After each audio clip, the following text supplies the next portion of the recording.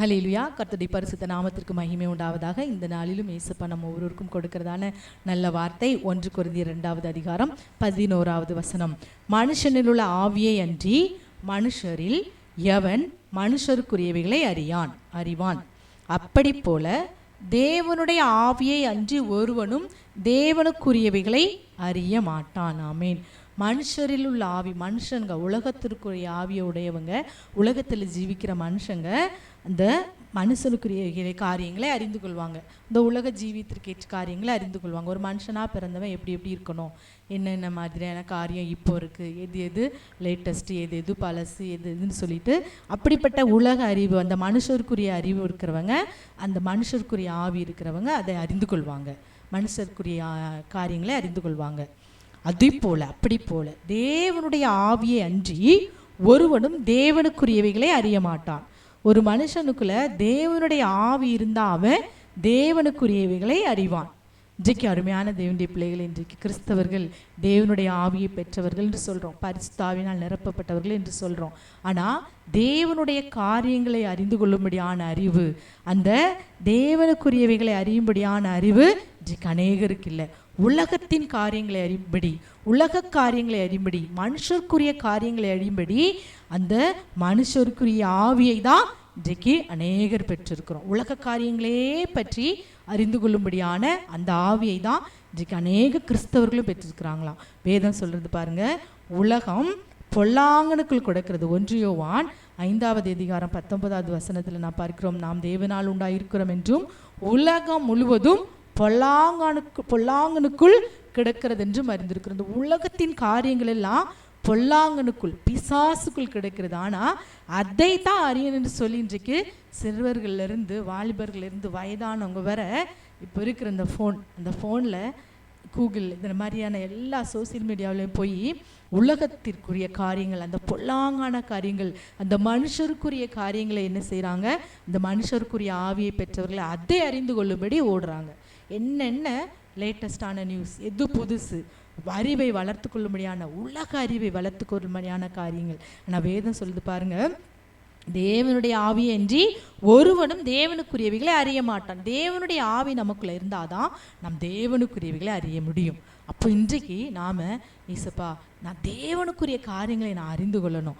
1 கொரிந்தியர் 2:14 பாருங்க, ஜென்ம சுபாவம் உள்ள மனுஷனோ தேவனுக்குரிய ஆவிக்குரியவைகளை ஏற்றுக்கொள்ளாமல் அவைகள் அவனுக்கு பைத்தியமாய் தோன்றுமா.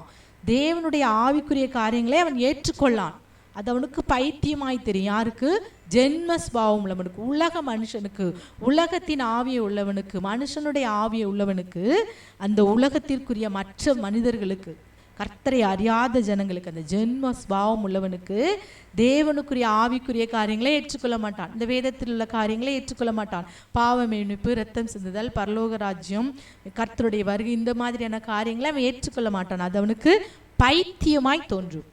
அதை குறித்து அவனுக்கு அறிவே வராது. இன்றைக்கு அநேக கிறிஸ்தவர்களும் கூட அப்படிதான் இயேசுவை சொந்த இரட்சகராக ஏற்றுக்கொள்ளாதபடி பெயர் கிறிஸ்தவர்களாய் வாழ்ந்து கொண்டு இருக்கிறவங்க இன்றைக்கு அப்படிதான் மனுஷருக்குரிய காரியங்களையே நோக்கி கொண்டு தேவனுக்குரிய காரியங்களை, ஆவிக்குரிய காரியங்களை அவங்க என்ன செய்ய மாட்டாங்க, அறியும்படி அவங்க செயல்பட மாட்டாங்க. இப்போ எடுத்துக்காட்டுக்கு நல்ல ஒரு பிரசங்கம் வந்துட்டு இருக்குன்னா அதை பார்க்க மாட்டாங்க, ஸ்கிப் பண்ணி போயிடுவாங்க. ஆவிக்குரிய காரியங்களை அறிந்து கொள்ளும்படியான அந்த உணர்வோ அந்த ஆவிக்குரிய ஆவியோ அவங்களுக்கு இல்லை. ஆனால் அடுத்து கீழே உலகத்திற்கான காரியங்கள் வரும்போது அதை கொட்டை முழிச்சு பார்த்துட்டு இருப்பாங்க. இன்றைக்கு அதை தான் இந்த வேத வசனம் சொல்லிட்டு பாருங்க, தேவனுக்குரிய ஆவியை அன்றி ஒருவனும் தேவனுக்குரியகளை அறிய மாட்டான். அப்போ நாம தேவனுடைய ஆவியை உள்ள பிள்ளைகளாய், அவனுடைய ஆவியினால் நடத்தப்படுகிற பிள்ளைகளாய் நாம் மாற வேண்டும். ரோமர் 8:14 மேலும் எவர்கள் தேவனுடைய ஆவியினால் நடத்தப்படுகிறார்களோ அவர்கள் தேவனுடைய புத்திரராய் இருக்கிறார்கள். அப்போ ஆவியினால் நடத்தப்படுகிறவர்கள் தான் தேவனுடைய புத்திரர்கள். ஆவியினால் நடத்தப்படுகிறவர்கள் தான் தேவனுக்குரிய காரியங்களை பார்க்கும்படி கேட்கும்படி அவர்களுக்கு வேதத்தை படிக்கணும், பைபிள் படிக்கணும், இன்னும் நான் ஏசப்பா இன்னும் அறிந்து கொள்ளணும், இன்னும் வேதத்தின் ரகசியங்களை அறிந்து கொள்ளணும்னு சொல்லி அதன் மேல ஒரு ஆர்வம் வரும். மற்றவர்களுக்கு இந்த உலகம் பொல்லாங்கனுக்குள்ள கிடக்கிற அந்த பொல்லாங்கனுக்குள்ள கிடக்கிற உலக காரியத்தை தான் அவங்க தேடுவாங்க. ஆனால் உலக மனுஷனுக்கு ஆவிக்குரிய காரியம் பைத்தியமாக இருக்கும், ஆனால் ஆவிக்குரியவனுக்கு உலக காரியம் தான் இன்பமாக இருக்கிறது இன்றைக்கு. அதே போல் 1 கொரிந்தியர் 3:16 நீங்கள் தேவனுடைய ஆலயமாக இருக்கிறீர்கள் என்றும் தேவனுடைய ஆவி உங்களில் வாசமாக இருக்கிறார் என்றும் அறியாதிருக்கிறீர்களா? நீங்கள் தேவனுடைய ஆலயம், தேவனுடைய ஆவியானவர் உங்களுக்குள்ள வாசமாயிருக்கிறார் என்பதை அறியாதிருக்கிறீர்களா? 1 கொரிந்தியர் 2:11 பார்த்தோம், ஒவ்வொருவனும் தேவனுக்குரியவர்களே அறிய மாட்டான். அப்போ இன்றைக்கு அருமையான தேவனுடைய பிள்ளைகள், நாம் இன்றைக்கு கர்த்தருக்கு என்ன செய்வோம்? நாம் ஒப்பு கொடுப்போம். உலகம் பொல்லாங்கனுக்குள் கிடக்கிறது, அந்த பொல்லாங்கனுக்குள் கிடக்கிற அந்த காரியங்களை நாம் நோக்காதபடி, கர்த்தருடைய காரியங்களை நாம் நோக்கும்படி இந்த நாளில் நம்மை முழுவதுமாய் அர்ப்பணிப்போம். எல்லாரும் கண்களை மூடி நாம் ஜெபிப்போமா? இயேசுப்பாவுமே நாங்கள் நன்றியோடு ஸ்தோத்திரிக்கிறோம் தகப்பனே. அப்பா, எவர்களுக்குள் தேவனுடைய ஆவி இருக்கிறதோ அவர்கள் தேவனுக்குரிய காரியங்களை அறியும்படி பிரயாசப்படுவார்கள் என்று பார்க்கிறோம். நாங்கள் உலக மனிதர்களைப் போல உலகத்தின் காரியங்களை நாங்கள் தேடி ஆராயும்படி நாங்கள் ஓடாதபடி உம்முடைய காரியங்களை தேட இந்த நாளில் கிருபை செய்யுங்க. முற்றிலுமா எங்களை உம்முடைய கரத்தில் ஒப்பு கொடுக்கிறோம் தகப்பனே. உலகம் பொல்லாங்கனுக்குள் கிடக்கிறது, அந்த பொல்லாங்கனுக்குள் கிடக்கிற அந்த உலகத்திற்கு ஏற்ற காரியங்களை நாங்கள் செய்து உலகத்தோடு நாங்கள் ஒத்த வேஷம் தரிக்கப்பட்டவர்களாய் உலகத்தின் காரியங்கள் உலக மனிதர்கள் எப்படி நடக்கிறார்களோ அதே போல நாங்களும் நடக்காதபடி தகப்பனே இந்த நாளில் ஆவியின் சிந்தை எங்களுக்கு தாங்க தகப்பனே.